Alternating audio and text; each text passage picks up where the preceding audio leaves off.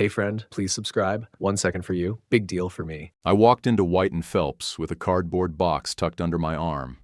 Donald's old pipe tools. He'd asked me to hang on to them the last time I saw him. Second floor, conference room with the glass wall. They'd all beat me there. Dana sat on the left side, lips tight, phone face down, like she was bracing for bad news she already knew. Her parents, Lorna and Dwayne, were huddled at the far end, whispering with that smug air of courtroom confidence, like this was a trial and they already knew the verdict. Evan lounged back with a baseball cap turned sideways, scrolling his phone, probably betting on college games again. Brooke kept tugging her blouse down like it kept riding up, even though it didn't. She didn't look at me, just frowned like I'd tracked mud into a showroom. Lorna didn't wait for the lawyer to even open his folder. "Let's be honest," she said, voice cool and sharp. "Donald adored his family. Elijah is extended." She never looked my way. "Before we continue, tell us which city or country you're listening from. Let's see which corners of the world we've gathered from today." "Thanks. And now the story." Garrison White, gray hair, steady hands, tapped the edge of a legal pad. "We'll proceed by order. Please keep remarks brief, calm, and clipped." Like this was his 100th one of these. Probably was. Evan smirked, still scrolling. "Estate's what? 7 or 8 figures, right?" Dwayne grunted something about real jobs and real responsibilities, loud enough to suck the air out of the room. I didn't take the bait. Just sat there, palms flat on the table, quiet. Let them make their noise.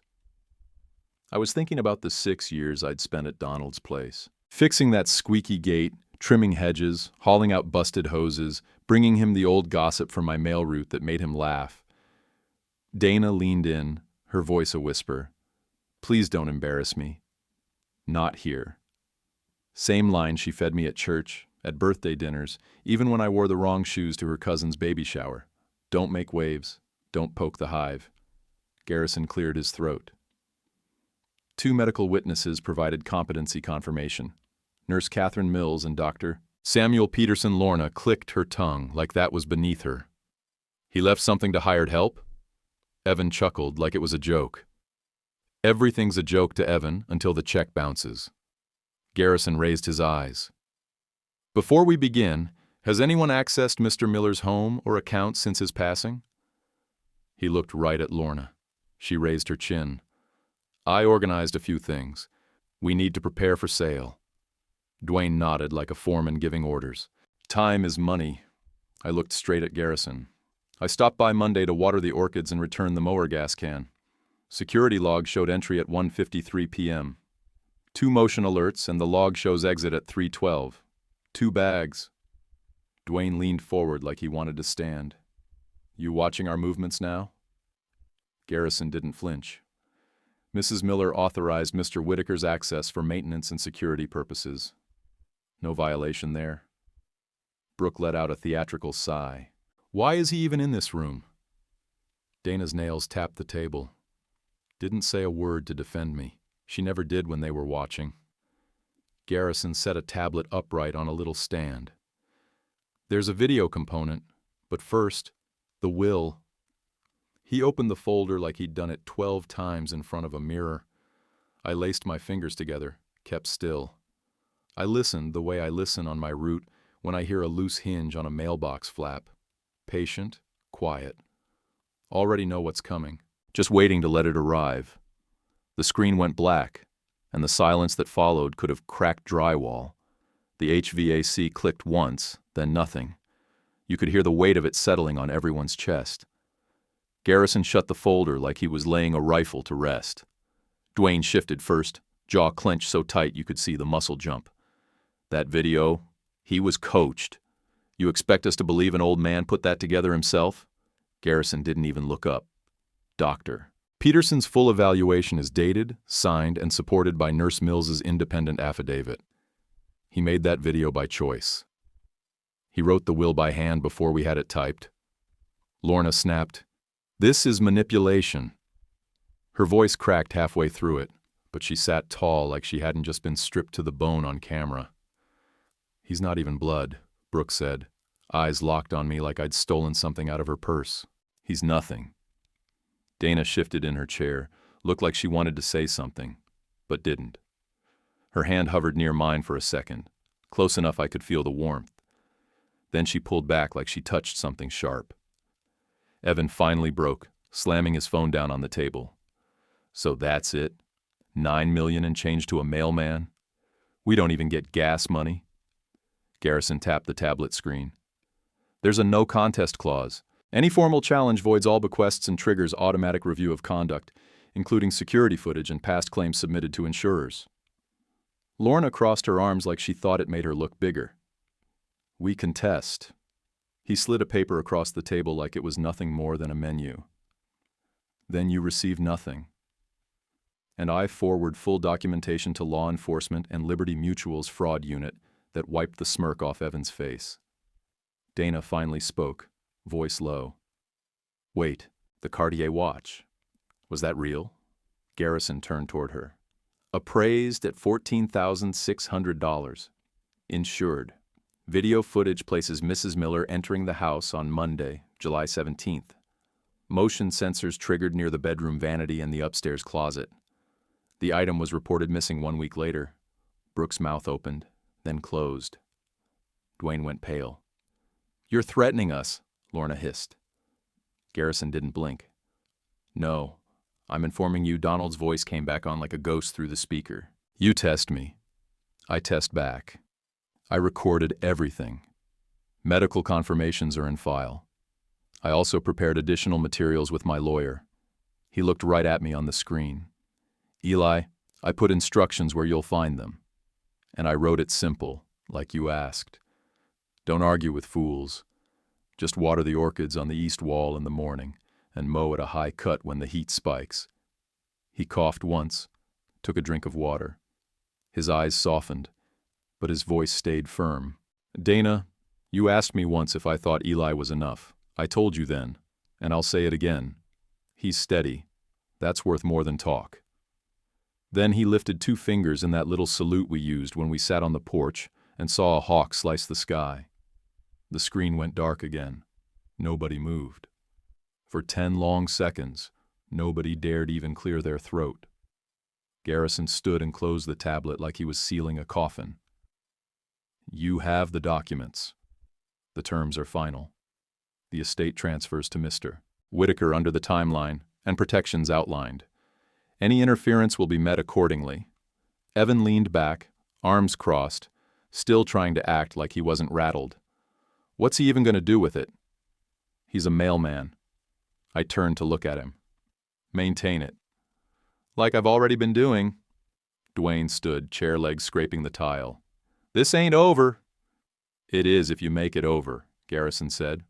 Or it gets legal. Fast Lorna didn't move right away. Her fingers curled around her purse like a lifeline. She kept her eyes on the glass wall, not on me. We'll see about that.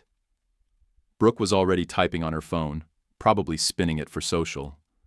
Dana's face was unreadable, like she wasn't sure whether to be ashamed or relieved, like she'd just realized there were no more sides left to hide behind. I didn't gloat, didn't smile, didn't say a word. I just stood, took the box of pipe tools back under my arm, and followed Garrison out. He held the door for me. You okay? I'm steady, I said. That's enough. I tucked the Cartier file under the rest and slid the whole folder into the bottom drawer of the roll-top desk by the window. It had a squeaky track that always caught halfway. I'd offered to oil it years ago. Donald said, let it squeak. Reminds me not everything's smooth. The house was too quiet now. No game show reruns on low volume. No faint smell of tobacco from the back porch. I moved through the rooms like I didn't fully belong, even though every drawer had something with my fingerprints on it. I checked the batteries on the fire alarms. Swapped out 2. Tossed the dead ones in the junk drawer that held 6 loose screws, a dog leash from a neighbor's poodle, and a twist tie so old it had turned gray. All still there, like Donald had just stepped out for milk. I set a reminder on my phone for trash day and circled the pond filter in red ink on a sticky note I put on the fridge. He used to call it the frog whirlpool. It clogged easy when the cottonwoods dropped their fluff. By the time I got back to the garage, the light was low. I stood there, breathing in motor oil and old grass clippings. The lean-to shed still leaned. The rake still had that cracked handle I kept meaning to fix. I opened the seed box again and took out the folded neighborhood map. His lines were clear, color-coded notes, little stars next to certain names. Becca Ruiz, nosy, not mean. Harold Reeves, will help. His knees are shot. Don't ask him to lift. The man had mapped people like terrain. I spread it across the hood of his old Dodge Dakota, pressed the corners flat. Tucked with it was another slip, handwritten like always. Keep your voice low. Let them yell. Neighbors hear yelling, not truth. Right then, Mrs. Reeves knocked. She came around the side, a Tupperware in one hand and her little cart clanking behind her. Brought you lemon bars, she said. I know how folks get when money floats loose in the wind. I took them and nodded. Thank you, ma'am. You didn't have to. I didn't, she said. But I did. Then she turned back toward her porch like it was just another Tuesday. Bailey was behind her, phone in one hand, little dog leash in the other. You want clips? She asked. I've got footage of you fixing Nana's gutter, hauling groceries, that time you wrestled the trash can in a storm. If it comes to it, I said, let them make the noise first. She smiled. They will. Back inside, I flipped through the spiral notebook again. He'd left gaps between entries, like he was saving space in case someone circled back. His handwriting never changed. Same slant, same pressure. There were notations in the margins. Call Bailey's school about mailbox damage. Eli fixed gate latch. Stayed after dark. He'd even marked days I didn't come and why. Rain day, Eli texted. Said check gutters tomorrow. He wrote it like it mattered. I opened the drawer where he kept his old bank statements and pulled the most recent ones. Still tidy, still in date order. I didn't touch anything I didn't need. I was just checking the pulse. The account numbers matched the estate summary Garrison sent over. No surprises. Tom Kingsley texted again while I was making coffee. Take Monday too if you want. Nobody's gonna die without the coupons. I stood there a second, hand on the counter, feeling something I didn't recognize right away. It was breathing room. Real support feels different. It lands deep, not loud. I made a list on the back of a phone bill, check the HVAC filter, reset the garage door timer, oil the squeaky hinge on the back gate. It wasn't about fixing it all. It was about moving forward like someone was still watching. The kitchen clock clicked loud in the quiet. The screen door squeaked again. I left it. In the hallway closet, I found a shoebox marked Warranty Keep. Inside were water heater receipts, furnace tags, a lawn care flyer with a Do Not Hire scribbled across it. At the bottom, tucked flat, was a folded letter from Garrison dated a year ago. No envelope, no fluff, just bullet points. Asset protection, no contest clause language, security footage protocol. Donald had circled the word protocol twice in red pen. This wasn't a man who drifted into mistakes. He planned. He chose. Near the back of the closet was the safe. I didn't open it. I didn't need to.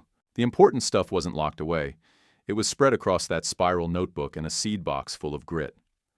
I put the lemon bars in the fridge, rinsed the Tupperware, and set it by the door to return tomorrow. Then I printed the screenshots from the security system, motion alerts, entry times, frame stamps. Lorna's entry, 1:53 p.m., exit, 3:12 p.m. Motion detected at hallway closet, then again near the vanity. I slid the prints into the folder and added the Cartier appraisal on top. It was just facts now. Just ink and timestamps. The story would tell itself. Out front, I reset the sprinkler timer to account for the heat wave coming. I nudged the east bed up by a notch and checked the flow pressure. One nozzle was weak, so I swapped it out. He kept extras in a Folgers can on the garage shelf, right behind the bag of peat moss he never finished. Bailey came by again before sunset. You sure you don't want me to post? She asked. They're already getting loud. I'm not running a campaign, I told her. I'm just watering grass. She grinned. Well, your quiet's louder than their noise anyway. After she left, I circled the yard one more time. Fence line still solid. Gate held true. The rose bush near the front stoop had a bloom coming in. First one since June. I walked inside, locked the door, and stacked everything. Folder, notebook, warranty docs, neighborhood map. Right in the middle of the table we'd oiled together a dozen times. I laid it out like a playbook. Because that's what it was. Then I reached for a pen, turned to the last page in the spiral, and added one more line. Watered orchids. Printed security log. Replaced sprinkler head. Ready. I locked up Donald's place just after sunrise and went straight to the station. My truck was already loaded. Route 19, same as always. Just bills, flyers, and small talk. But that morning, every nod felt like it had a question behind it. People hear faster than postage flies. 3 houses in, Mr. Sorrento waved from his porch, but didn't call me over like usual. 2 stops later, Mrs. Riley gave me a side hug that felt like she thought I'd just gotten out of surgery. When I hit Mrs. Reeves's box, she was waiting by the curb with her walker angled like a gun turret. Lorna called me already, she said. Asked what you were after all these years. She grinned and pulled a lemon drop out of her cardigan pocket. I told her you were after my loose mailbox screws. Same thing you've always been after I tipped my hat. She'll ask around until someone lies to her. Or until someone tells her the truth loud enough, she said. That part's your job now. Right after I pulled away, my phone buzzed. Bailey had sent me a video link. It was me fixing the bottom hinge on their mailbox last fall, voiceover and all. He's our postman. He shows up. I didn't ask her to post it.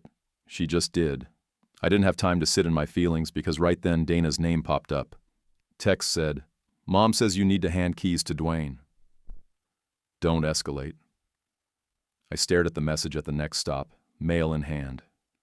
I didn't type back. I'd already told her I wasn't backing off, and if she couldn't hear it from me, she'd hear it when I didn't fold. About 20 minutes later, my phone rang again.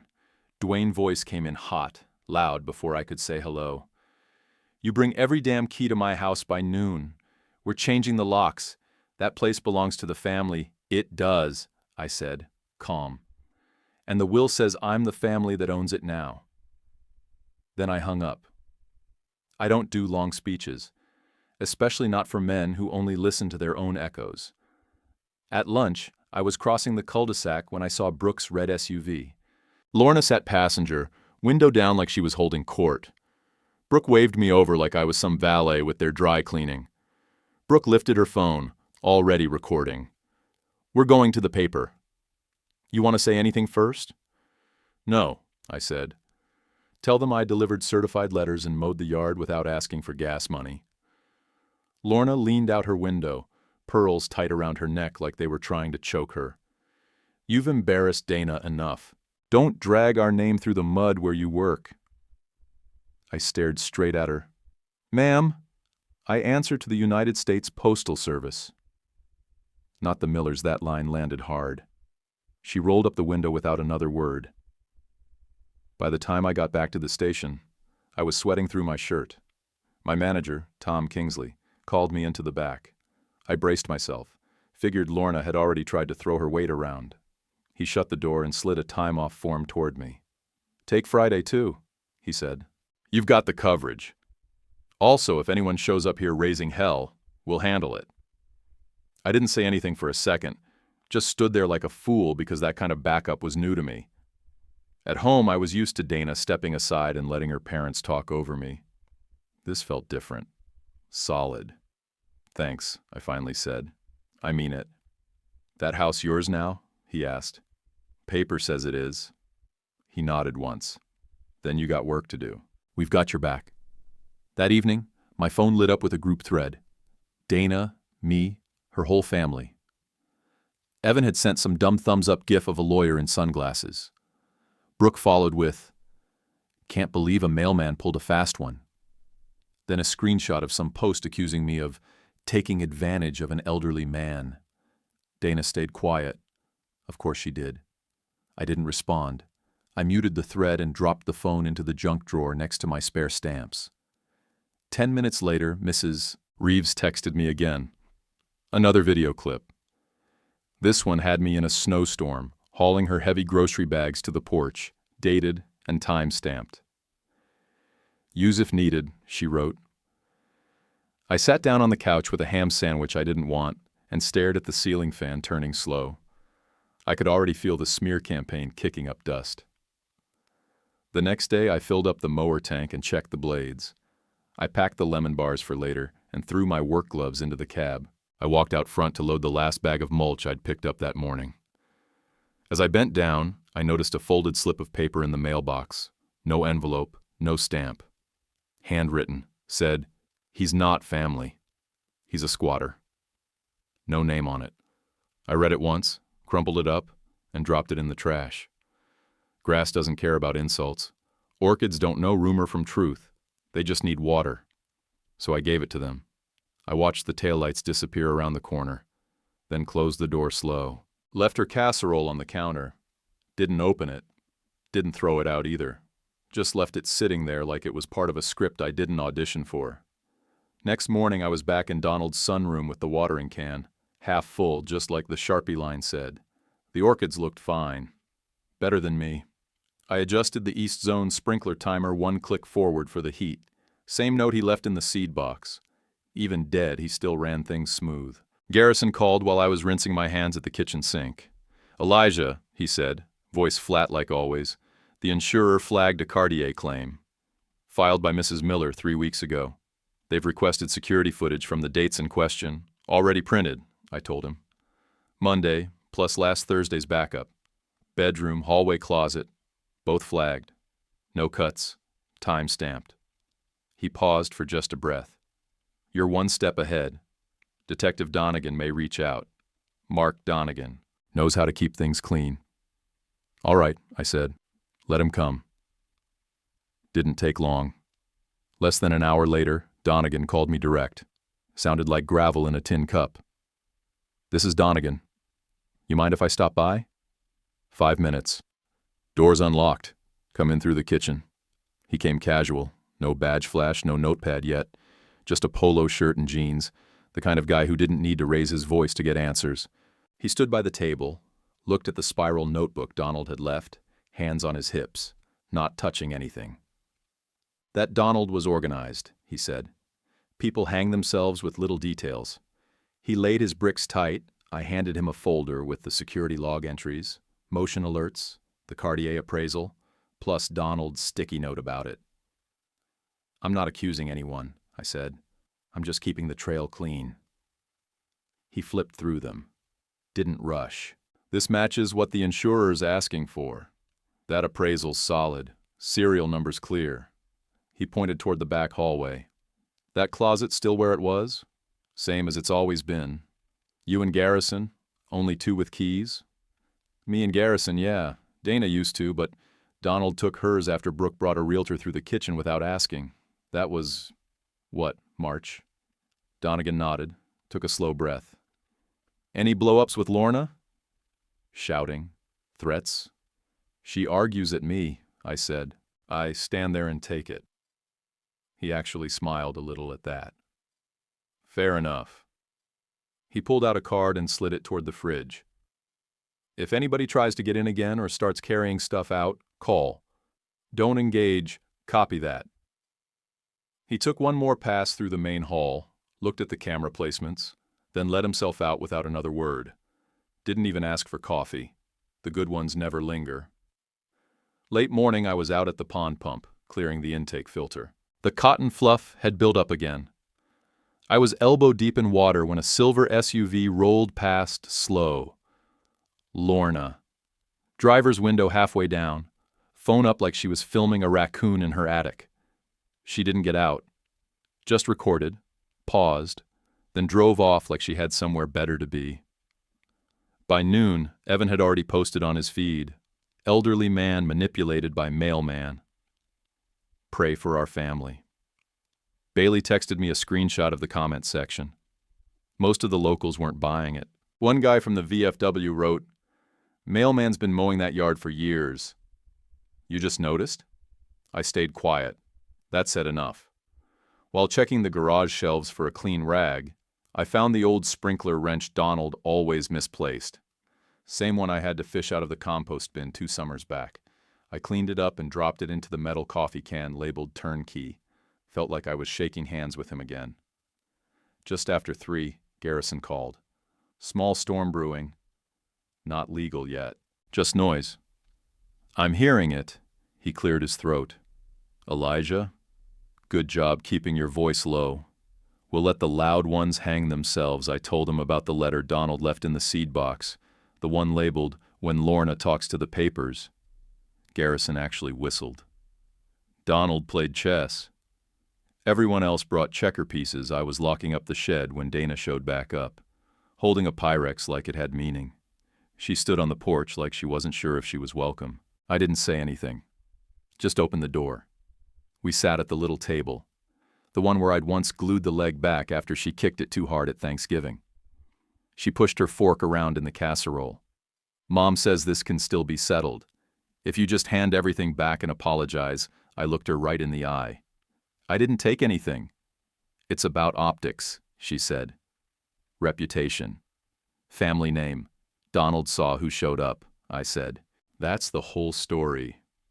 She looked down at her plate, then set the fork down slow. Her face didn't crack, didn't twitch. Her voice came even. You made me choose, she said. I choose them. Then she stood up, didn't even touch the casserole, walked out with the same stiff grace she uses at funerals and fundraisers. I watched the taillights leave the driveway, no hesitation in the turn. Just one clean sweep of goodbye. I walked back into the kitchen, rinsed the plate, and put it in the rack like nothing special had been served. Then I flipped the seed box lid open again and added another sticky note. Lorna filmed me from the SUV. 10:42 a.m., Donegan informed. I left the porch door cracked just enough to feel the breeze and kept the lights off. The moonlight was enough to move through the house without stubbing my toe.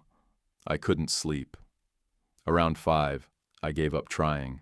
I made coffee, black and strong, and sat with the spiral notebook, flipping through pages I already knew by heart. My name popped up in Donald's notes so many times it started to feel like a ledger.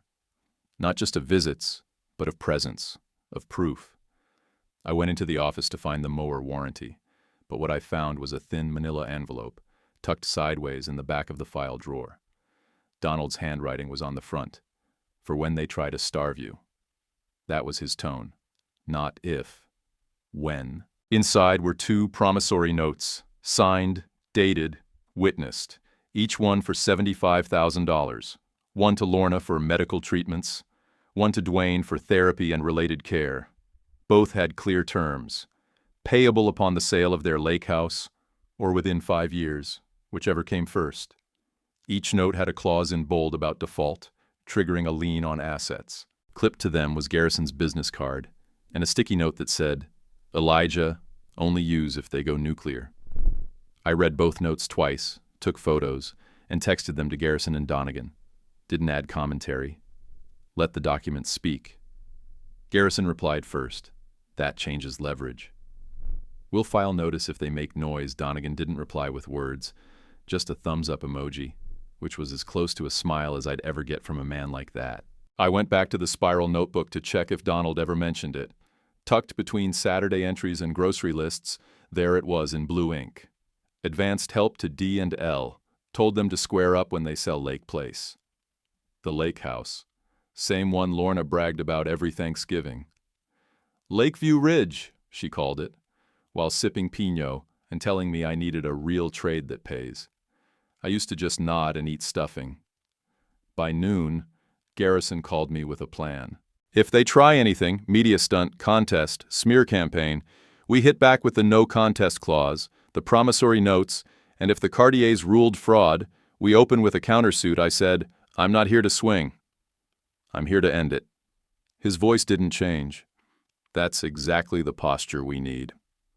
I went back outside and checked the mailbox bolts. Tight. No play in the hinge. Then I filled the mower with fresh gas and let it idle while I walked the yard. Mrs. Reeves came by, pushing her walker like it owed her money. She didn't knock. Just left a brown paper bag on the porch. I opened it. Grocery receipts going back 2 winters. Dates, items, even scribbled notes like Eli carried bags up icy steps and refused gas money again. She stood at the edge of the walkway and said, "People forget the little things." "Courts don't. I'm not going to court if I can help it," I said. "That's fine. Just don't show up empty-handed if you're forced to." She turned and clanked back toward her house without waiting for a thank you. By 2, Evan drove past, with the bass turned up so loud it rattled my window screens. He revved the engine twice, like he thought intimidation was horsepower. His window was down, sunglasses on, but he didn't look over. Just kept going. 20 minutes later, Brooke posted a picture on her Instagram story of Donald's front garden with the caption, "Grandpa's garden. Used to mean something. Invaders ruin everything." Bailey stitched it and posted her own clip. Me in August heat, shirt soaked, trimming the hedge with a dull blade. Her caption read, "Some invasions fix gutters. I mowed the lawn high, just like Donald taught me. Let the roots hold during heat." I bagged the clippings and lined them up next to the shed. Took a photo. Didn't text it. Didn't post it. Just saved it. For me. Right before sunset, I pulled the filter from the pond pump and hosed it out in the driveway. Water splashed up and hit my legs, but I didn't move. I scrubbed it clean, dried it with an old towel, and set it back like nothing happened. Inside, I made a sandwich I didn't finish. Checked my phone. Garrison had emailed me a full summary of Donald's estate plan. Clean, bullet-pointed, no emotion. Just facts. Medical confirmations, January and May. Video attestation, witness statements, Mills-Peterson, security logs, promissory notes, sealed letter of intent. At the bottom, he added one more line. "Your calm is the case." I closed the email, shut the laptop, and walked back outside. Porch light stayed off. Air was still, quiet enough to hear the soft tick of the sprinkler timer kicking over to the east bed. I went back in, grabbed the folded blanket, and laid down on the couch with the door still open. That house creaked when the wind hit the right angle. The floor groaned when the temperature dropped, but it didn't feel empty. It felt like mine. We didn't say much in the elevator. Garrison just hit the button and kept his hands folded like a man at a funeral. I stared straight ahead, counted the floors down. When the doors opened to the parking level, I headed for the truck. I had compost to move. By Monday morning, we were back at it. Neutral office, rented conference room, fake ficus in the corner. Family discussion is what the email called it. I knew better. It was an ambush with a reception desk. Lorna walked in like she was on a stage. Silk scarf, stiff posture, a lawyer I'd never seen in tow. Dwayne followed right behind, all chest and volume like he thought the carpet belonged to him. Evan came last, chewing gum like a teenager in court. Brooke didn't smile. She never does when she's losing. Dana walked in with them, but didn't look at me. She didn't sit near me either. She sat right between her parents like she was lining up behind a flag. That was the first honest thing she'd done in a long time. Garrison opened the file slow and steady. "This meeting is informal. But I want to state for the record that we will follow the terms of Mr. Donald Miller's estate plan without deviation. All materials are verified and ready for court if needed." He didn't raise his voice. Garrison never does. But his tone cut right through the air like a hot knife in cold butter. Lorna's lawyer leaned forward. "Our client believes Mr. Whitaker unduly influenced an elderly man to alter his will in a manner that is inconsistent with past intentions." Garrison didn't blink, just reached into the folder and slid a flash drive across the table like it was a coaster. Dr. Peterson's cognitive evaluation, Nurse Mills's signed affidavit, and a second psych consult. Independent. Take your pick. Dwayne scoffed. "This'll get dragged for years. You ready for that?" Garrison tapped the file again. "If your clients file a contest, they receive nothing. 0. As per the no contest clause, and I notify the insurer and police regarding the Cartier incident. Additionally, he slid 2 folded sheets across the table. These are promissory notes, $75,000 each, owed to Donald Miller. These become enforceable immediately upon contest. Lorna didn't move, but her pupils went wide. Dwayne's hand twitched like he was going to reach for them, then didn't. Brooke's mouth dropped open an inch before she caught herself. Brooke said, "Those were gifts." Garrison pointed to the fine print. "They are signed loan agreements, repayable on the sale of the second property or by year 5. Clauses are enforceable through lien." "We're prepared to file today." Evan muttered a curse and kicked the leg of the table. His phone buzzed. He glanced down and swore again. Probably just lost another bet. Could have been karma. Could have just been math. Lorna's lawyer held up a hand. "We'd like a private moment." They filed out.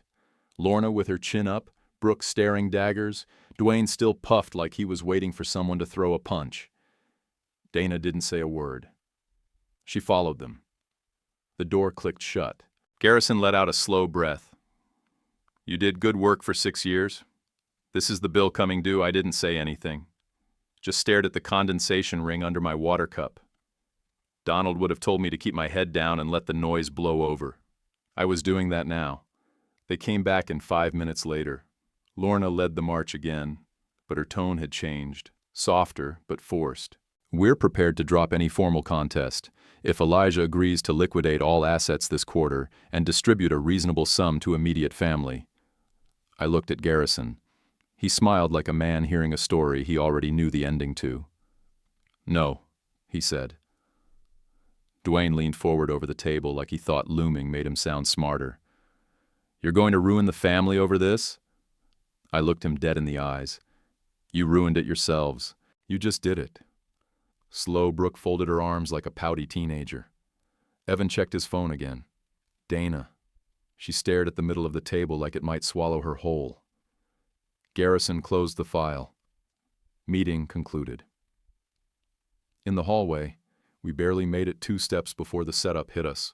Reporter in a blazer holding a mic, cameraman behind her. Probably someone Lorna called the second we walked in. She was already lining herself up for her entrance, smoothing her scarf, lips tight with whatever version of the truth she planned to tell.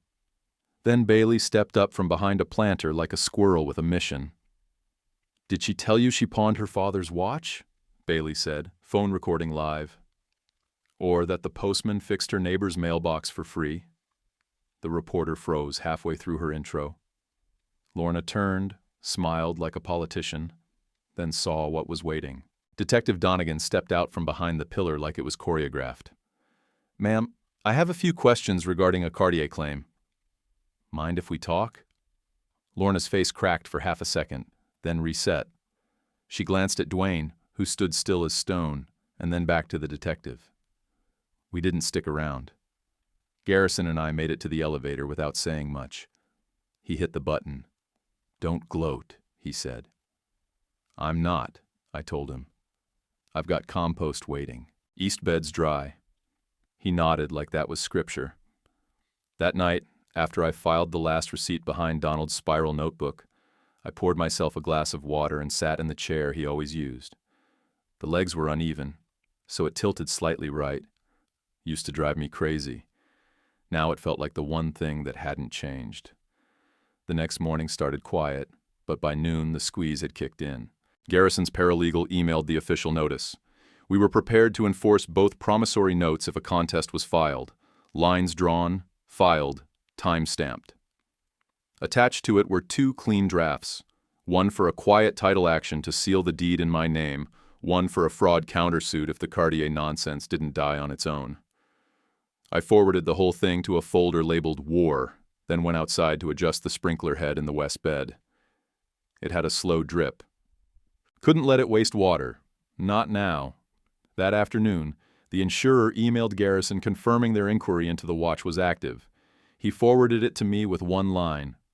No bluff left to play. Later that night, Dana left a voicemail. I didn't even have to press play to hear the tone. Her messages all carried the same mix. guilt stirred with excuses and served with her mother's voice in the background. This one was no different. Mom says this isn't personal. It's just money, I deleted it. I've delivered enough just money over the years to know what it really does to people. Evan's second SUV was gone by the weekend. It had sat on the street like a flex for the last 2 years. Red paint, oversized rims, and a sound system that could rattle your fillings. Now it was just gone. He posted a photo of his empty driveway on Instagram with the caption, "Simplifying life." Stuff isn't peace, I'd translate that as, sold to cover a hole. Dwayne's base boat went up next. Facebook Marketplace listing. Practically new, even though I'd seen the bottom scrape rocks at a 4th of July launch. His buddies at the VFW were telling each other he was upgrading. Everybody upgrades downward when the heat turns up. Mrs. Reeves called the landline on Saturday. Said some folks at church had started asking questions. I told them you carried my salt bags into the basement last winter, 50 pounds each, and never asked a dime. "Thank you, ma'am," I said. "You're welcome." And I didn't lie. On Sunday, my station manager found me refilling my truck early and asked if I wanted to switch routes until the noise died down. "These are my people," I said. "I'm not hiding." He nodded and clapped me on the shoulder. "Then keep your swing." We're not blinking. That meant more than any memo ever could. Later that day, Garrison sent a short email titled, "Prepared," bullet points again. Title: Promissory enforcement, medical file timestamps, witness affidavit backups, fraud counter, all options on the table. "You might never see a courtroom," he added at the bottom, "but we'll be ready." Dana finally texted me that evening. One sentence. I didn't know about the notes. I stared at the screen, thumb hovering. Finally typed back, "I didn't either." That was it. No follow-up. No "what now?" from either of us. Some things don't need punctuation. Donegan showed up the next day, drove his county sedan up the driveway and let himself out like he'd done it 100 times before. No suit, just slacks and a windbreaker, clipboard under his arm. "I need to walk through the day you saw her on the cameras," he said. We stepped inside. I showed him the vanity, still missing the tray where the Cartier had been. Hallway closet was just a row of towels and a box of old light bulbs now. "She come through the front or side?" he asked. "Side door." Motion sensor picked her up at 1:53 p.m. Exit was logged at 3:12. Same day she claimed she was organizing papers. He scribbled a note. "You planning to charge her?" I asked. "I'm going to do my job," he said, "and I don't bluff." I respected that. That night, Bailey sent me a video montage she'd stitched together. Corny music, soft cuts, me mowing in July, hauling Mrs. Reeves's grocery bags in February, patching her mailbox in the rain, handing off a bag of flour one evening last winter. It was the kind of thing that would make you cringe if it wasn't so damn honest. She added one line under it when she posted it. "Sometimes steady wins." The next morning, I sat down at Donald's table and opened the final stack of utility bills. Electricity, water, gas, last round before everything transferred over. I paid each one, stapled the confirmations to a fresh sheet, and slid it into the spiral notebook behind the last entry. It wasn't a statement. It was a pattern. A man shows up, he carries the weight, and if the weight shifts, he adjusts his grip. I stood in the dark with the timer ticking behind me and the smell of wet soil rising around my boots. The east zone kicked on right on time, steady like always. I didn't move, just let it spray while the rest of the world kept tilting sideways. Next morning, Garrison's email landed at 6:03 a.m. sharp. Contest received. Friday filing. Confirmed he attached a scanned copy, Lorna's lawyer trying to disguise it under legalese, claiming suspicious influence and declining mental clarity. We'd already prepped the reply weeks ago. Garrison filed our response by lunch. No contest clause, video testimony, medical evaluations, witness statements, the security logs, and scanned promissory notes with repayment terms in bold. Donegan called before dinner. Insurer matched the Cartier serial to a pawn inventory in Calverton. Sold same week Lorna was on camera. Come in tomorrow. Need a signed statement. I showed up early. Signed it clean. Donegan didn't say much. He just reviewed the paperwork, slid it into a file, and said, "Next steps will be formal." That sounded better than "we got her." That sounded like forward motion. Late Tuesday, a process server finally reached Dana, walked right past the roses at Lorna's place, and handed her a manila envelope with her name on the sticker. She stood on the porch like she couldn't breathe, like something invisible had pushed into her chest and stayed there. She texted me a photo of the envelope. "Is this you?" I typed back, "It's the consequence." She didn't reply.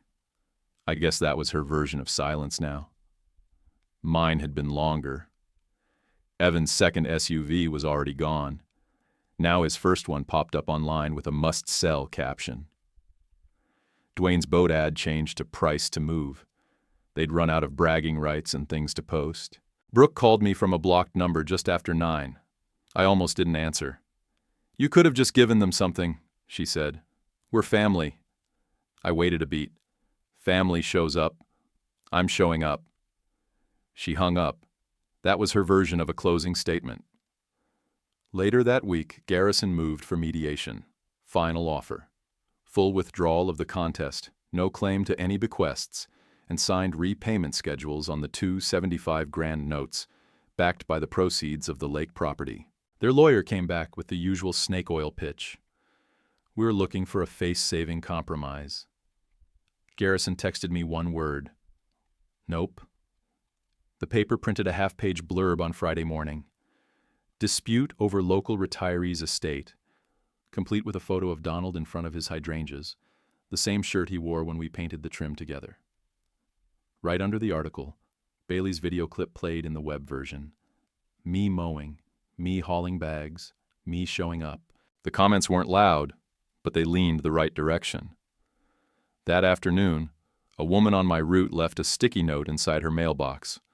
Folded in half. Simple black pen on yellow paper. "Keep doing what you do. We see it." I slid it into my back pocket like a good luck coin. Still have it.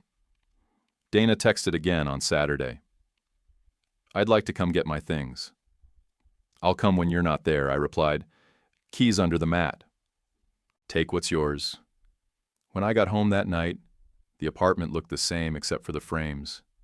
All the pictures were still hanging. Family shots, Christmas cards, graduation smiles. But my face was gone from everyone. Clean cuts, like I'd never stood in them. Sunday night, Garrison called from the office. "They'll sign tomorrow morning." Full withdrawal. After that, it's paperwork and ticking clocks. He didn't say congratulations. He said, "You did what needed doing." I didn't say thank you. I just said, "Copy." Then I walked out into the yard again. No porch light. Just the dark and the smell of cut grass and dirt cooling down after a long day. The timer ticked on right when it should have. East bed, full spray. I stood still and let the noise of the world fade under that soft, reliable hum. Garrison had the paperwork stacked neat when we walked in. 3 signatures, 2 witness lines, 1 notary. No speech, no small talk. We signed on a Wednesday like we were mailing a return. Just another line drawn and sealed. They withdrew the contest with prejudice. Repayment plans locked. Lien filed on the lake house. No checks from me. No apologies. No gifts. Dwayne shook my hand like he was gripping a railing in a hurricane. Not angry, just scared of slipping. Lorna wouldn't look at me. Stared at a framed photo of a sailboat like it had something to say. Evan stayed back, hands in pockets. He blinked a lot but never looked up. Brooke looked like she might cry, but her jaw was set too tight to let it happen. Dana stood near the elevator, pale, shoulders down, like a balloon slowly leaking. "I didn't know about the money he gave them," she said. "Me either," I told her. We stood there, both watching the gap between us stretch and settle. "They told me you'd embarrass us," she said. "You never did." I looked her square. I watered his orchids and mowed his yard. They embarrassed themselves. She swallowed hard. Is there any way back? I didn't rush it. I'll be at the house on Saturdays. If you want to talk without an audience, you know where to find me. She nodded once. That was the most honest minute we'd had in years. Back at the house, I opened the seed box again, pulled out the map of the neighborhood. I made coffee and started a list in my head. Pump filter, mower blades, timer settings. Nothing big.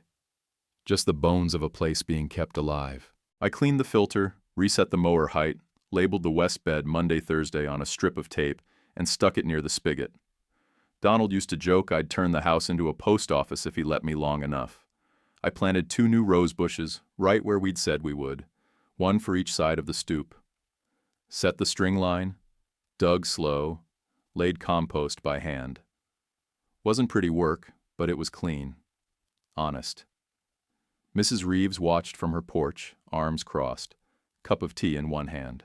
"Looks right," she called out. Bailey filmed a few seconds, no audio, not for social media, just because that's what she does. Inside, I sat at the table and opened the estate summary, balanced the accounts, set auto pay for utilities, added a service reminder for the furnace. Old houses don't care about excuses. I grabbed the spiral notebook and added one more line to the bottom of the last page. Elijah, watered orchids, set timers, planted 2 roses. Then I stapled my USPS slip from that morning. Certified delivery, Route 19. Just to keep the chain going.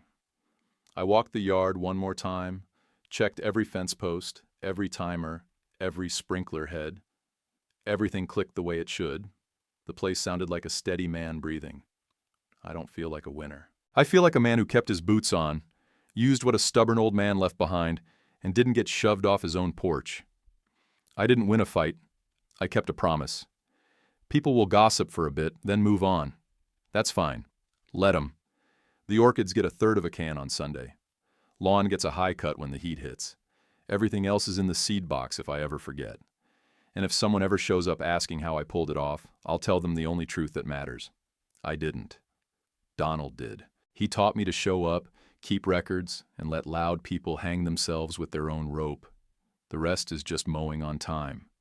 Final question. Have you ever been the quiet, steady one while louder relatives tried to bury you? What did you do? If this story hit home, please subscribe and tap like. It's one click for you, but helps us a lot. And if you enjoyed it, drop a comment with your take. It really supports the channel. YouTube picked this for you. Tap it. Let's see if they guessed right.